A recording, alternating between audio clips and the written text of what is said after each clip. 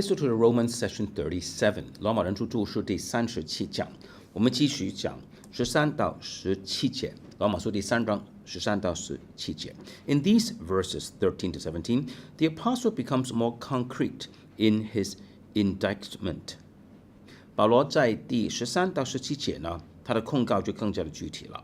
This is apparent from the mention of 5 distinct bodily organs in the 5 clauses of verses 13 to 15.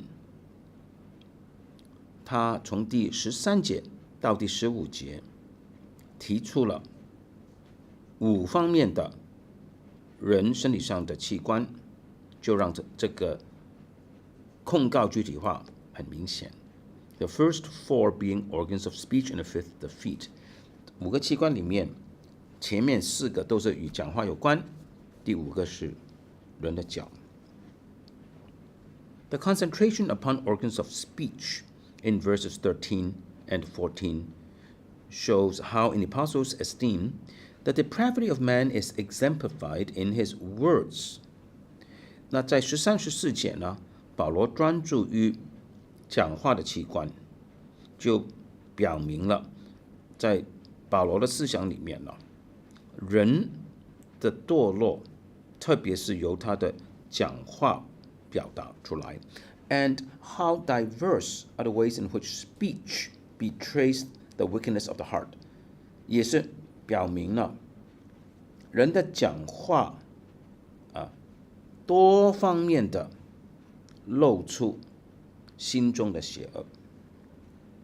In the words of Godet, G-O-D-E-T, 这位 Godet 解经家他是这样说的 ：The throat, larynx, is compared to a sepulchre. 喉咙与坟墓比较 ，This refers to the language of the gross and brutal man. 这个是指那些粗鲁的、残暴的人的话语 ，of whom it is said in common parlance, it seems as if he would like to eat you. 英文有一句俗语说，他讲话好像他要把你吃掉。The characteristic which follows. 下面一些的特征呢 ，contrasts with the former， 就与前面的相对照。It is the sugared tongue， 好像舔了糖的舌头 ，which charms you like a melodious instrument， 好像一个美妙的乐器来引诱你。Or it may well be that the throat as an open sepulchre simply reflects quite generally upon the corruption of which vile speech is the expression. 或者呢，喉咙是坟墓呢，很简单的就是指人的污秽的言语，就是表达出他心中的败坏就是了。Verse 18， 罗马书第3章第18节，第18节，他们眼中不怕上帝。This is verbatim quotation from the Hebrew of Psalm 36:2. 这里是直接的、逐字的引用诗篇36篇第2节。Septuagint Psalm 35:2. 其实是一本是第35篇第2节的诗篇36篇第2节。中文是第1节。恶人的罪过在他心里说，我眼中不怕上帝。With the exception that the apostle uses the plural pronoun for the sake of uniformity with the plural in the preceding quotations. 有一个例外，就是使徒保罗呢用了一个复数的代名词，为了与前面所引用的经文的复数看齐。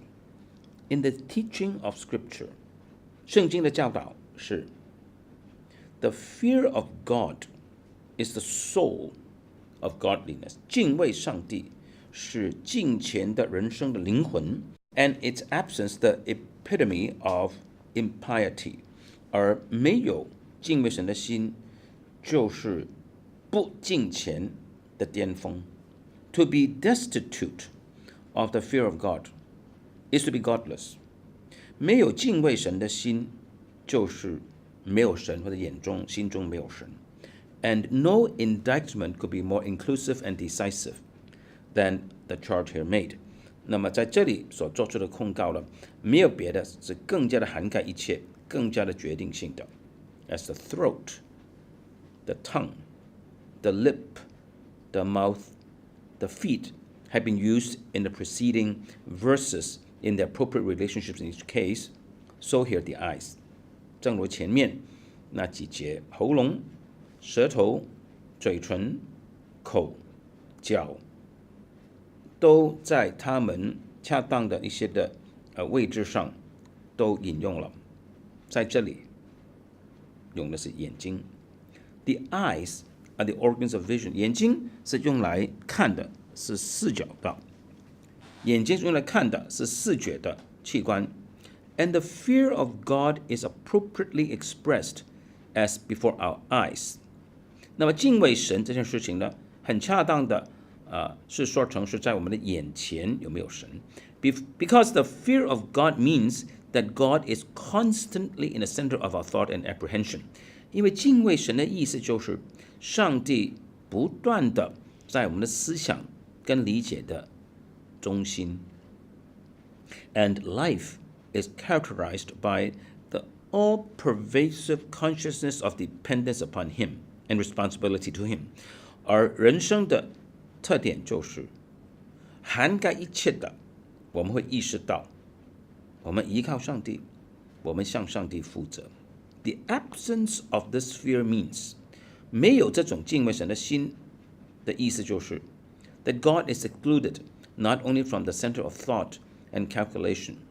意思就是说，上帝不单单是排除在我们的思想跟计划之外 ，but from the whole horizon of our reckoning.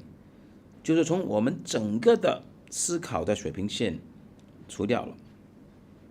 God is not in all our thoughts. 上帝不在我们所有的思想里面。Figuratively, 用比喻来讲 He is not before our eyes. 他不在我们眼目之前。And this is unqualified godlessness. 这个就是毫不保留的、绝对的没有神。Verses 19 and 20, 罗马书第3章19和20节，中文圣经19节。我们晓得律法上的话，都是对律法以下之人说的，好塞住个人的口，叫普世的人都服在上帝审判之下。所以，凡有血气的，没有一个因行律法能在上帝面前称义，因为律法是叫人知罪。Verse 19, 第19节。Having quoted these testimonies from the Old Testament to support what he has established in the earlier part of the epistle, that all, both Jews and Greeks, were under sin. 那么保罗既然呢，在这里已经引用了多处旧约经文的见证，来证明他在罗马书前面都已经设立的，就是所有的人，包括犹太人和希利尼人呢，都在罪之下。那他就已经讲了这些，也引用了经文了。The apostle in verses 19 and 20 draws his conclusions from this witness of Scripture. 那在第3章第19、20节呢，保罗在这里呢就做出他的结论，用这些经文来做出这个结论。To the effect that 意思就是说 ，all without exception lie under the judgment of God. 全人类没有例外，都服在上帝审判之下。When in verse 19 he says, "We know that whatsoever things the law says, it speaks to those who are in the law." 那当保罗在第19节说，律法上的话都是对律法以下之人说的。There are some things to be noted. 我们要注意几件事，一共是4件事。Number 1， 第一件事要注意的 ，Having quoted from the Psalms and the prophet Isaiah， 保罗既然引用了诗篇和先知以赛亚的话 ，he must be using the word law in an inclusive sense as synonymous with the Old Testament。保罗用律法这个词呢，肯定是一个非常广义的，也就是说与旧约圣经是同义词。Here, law is not restricted to the specifically legislative contents of the Old Testament, nor to the books of Moses。这里律法不是限制于那些旧约里面特定的细的律法规条的内容。律法也不仅仅是指摩西五经。Paul can designate the whole of the Old Testament as the law when this designation is consonant with the thought in hand。当保罗用律法这个词的时候，是与他的思路是一致的时候呢，他就是可以用律法这个词来指整本旧约。And though the quotations are not drawn from what is specifically the law， 还有虽然他引用的经文不是那些严格来说是律法书， they have nevertheless the force and relevance that belong to law in its more specific denotation。 这些的不是律法书的经文呢，仍然有摩西五经的特别的意义和适切性。It is not Pauline, therefore, to regard the law that is epitomized in the Ten Commandments as a law that can be segregated。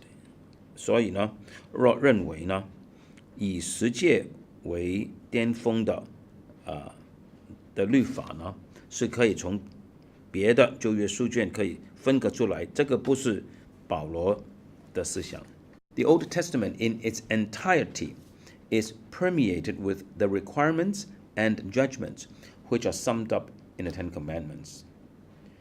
整本的旧约都充满着十诫所总结的上帝的要求和上帝的判断的。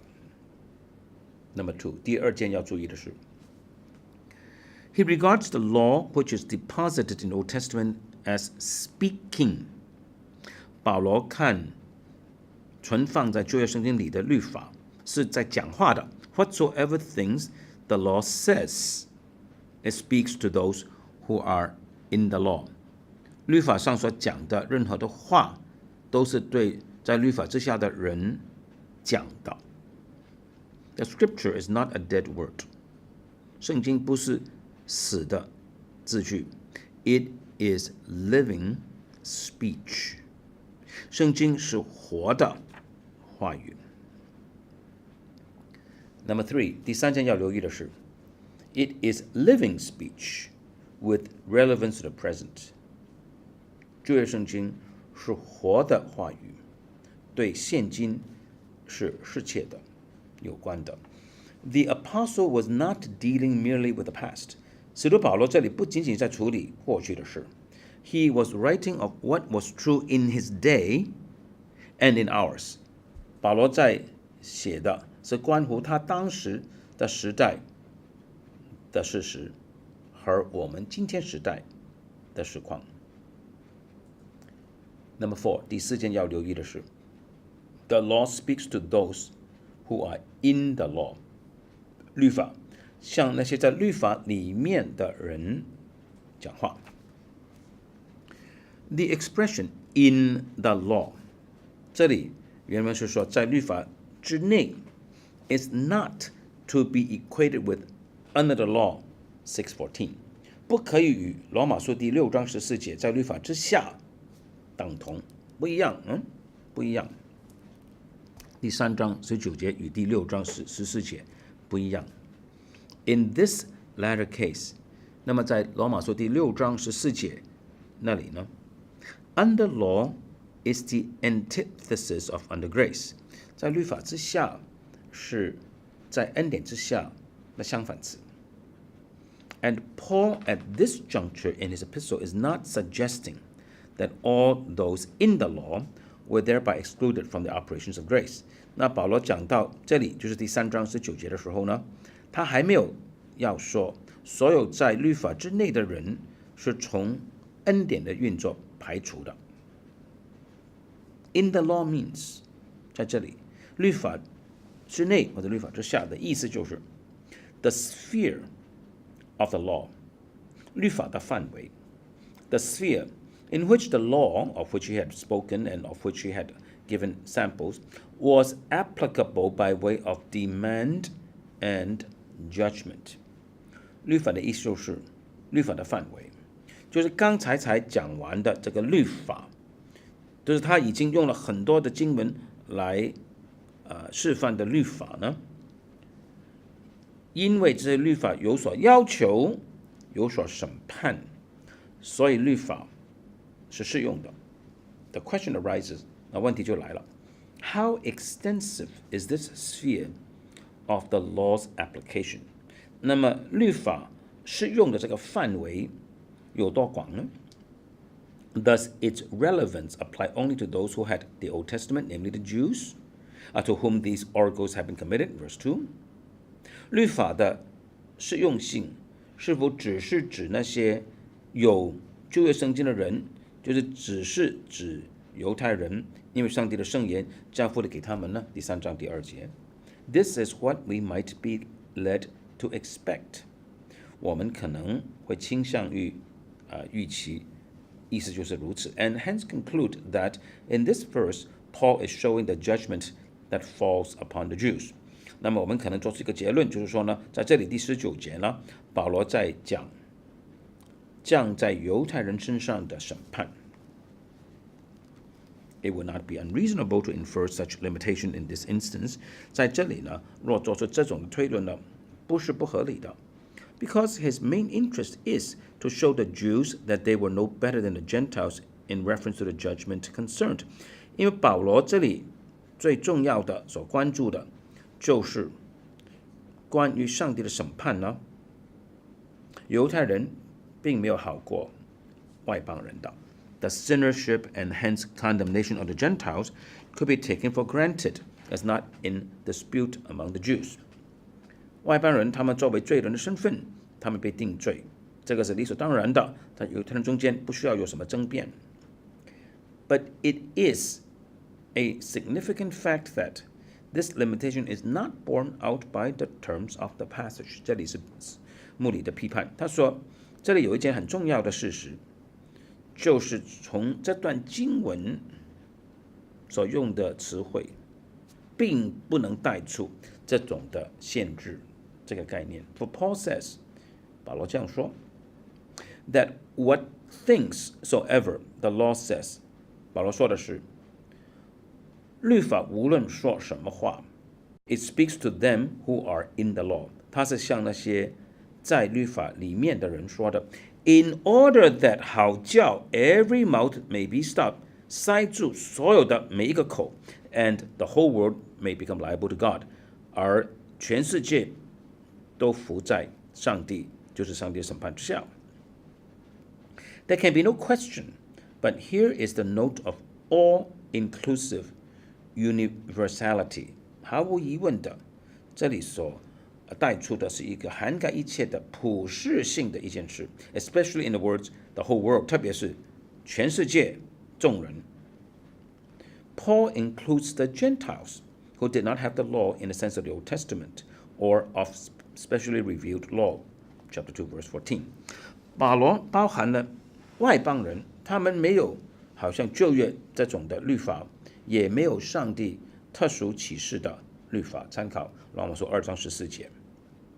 The Gentiles are therefore regarded as in the law, that is to say, in the sphere within which the law of which Paul just quoted samples had relevance。 所以呢，这里外邦人呢都被看为是在律法之内的，意思就是说，在律法的范围之内。那保罗刚刚才引用过律法的不同的部分的经文，所以这个律法对外邦人还是适用的。This establishes the all-important consideration， 这里就证明一个非常重要要考虑的一点，就是 that although the Gentiles did not have the Old Testament law， 虽然外邦人没有旧约律法 ，and in that sense were without law， 从这个意义上来说是在律法以外 ，without 以外 ，yet they were not outside the sphere of the judgment which the Old Testament pronounced。可是呢，他们并不是在旧约圣经所宣告的审判的范围之外。This is saying that 这里的意思就是说 ，the descriptions given in those passages quoted， 就是说刚才引用的那些经文里面的描述 were characteristic of the Gentiles as well as of the Jews， 是描述典型的外邦人，不仅仅是典型的犹太人。And the corresponding judgment rested upon them to the end that they all might be without excuse and be condemned in the light of God。因此呢，相对的上帝的审判都降在他们身上，结果是在上帝的眼中，他们是没有借口的，都被定罪了。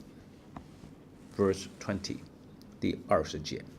所以凡有血气的，没有一个因行律法能在上帝面前称义，因为律法本是叫人治罪。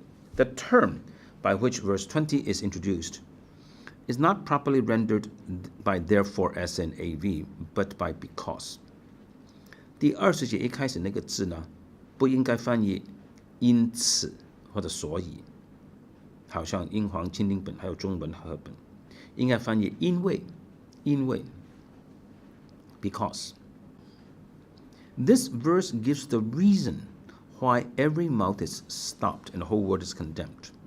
这节经文呢，提出一个理由，为什么每个人的口都被塞住，全世界都被定罪。To wit, that from the works of the law no flesh will be justified before God。 原因就是凡有血气的，没有一个因行律法能够在上帝面前被称义。This does not overthrow the principle stated in chapter 2 verse 13。 这里没有推翻在罗马书第2章13节所建立的原则，就是 that the doers of the law will be justified， 行律法的被称义，没有推翻这个原则的。This holds true as a principle of equity， 这个仍然是一个公正的原则。But existentially it never comes into operation in the human race。 可是呢，实际上在经验的层面呢，在人类中从来没有运作过这个原则的。For the reason that 原因是 there are no doers of the law， 因为没有一个是行律法的人。No doing of the law， 没有行律法的行为 that will ground or elicit justification。 没有一种行律法呢是作为称义的根据，是引发出上帝的称义的。 There is none righteous, no not one。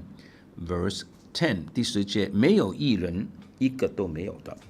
For this reason， 为了这个原因 that there is actually no justification by the works of the law， 因为事实上没有靠着行律法而称义这件事。 The function of the law is to convince of sin， 因此呢，律法的功用就是要人确信他是有罪的。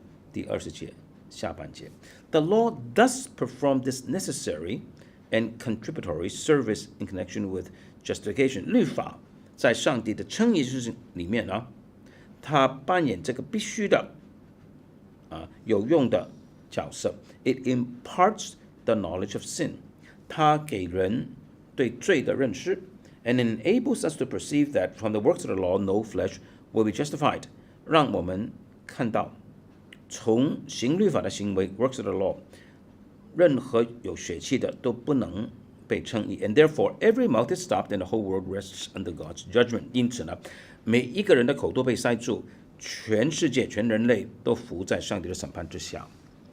The future tense， 未来式的实施 ，in will be justified， 能够在上帝面前将来被称义 ，and the becoming， 就是 intimated in becoming liable to God， 在上帝面前成为在上帝面前负债的、有罪债的，这个未来实施 do not refer to the future judgment， 不是在指将来的审判。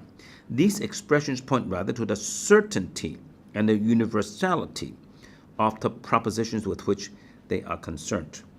这种的表述是指这里所指的概念就是审判是确定的 certainty， 而且是涵盖全人类的 universality。 罗马书第3章20节讲完了，那下一讲呢，从第3章21节呢，我们就开始讲福音的好消息，从第3章21节一直到第8章的末了。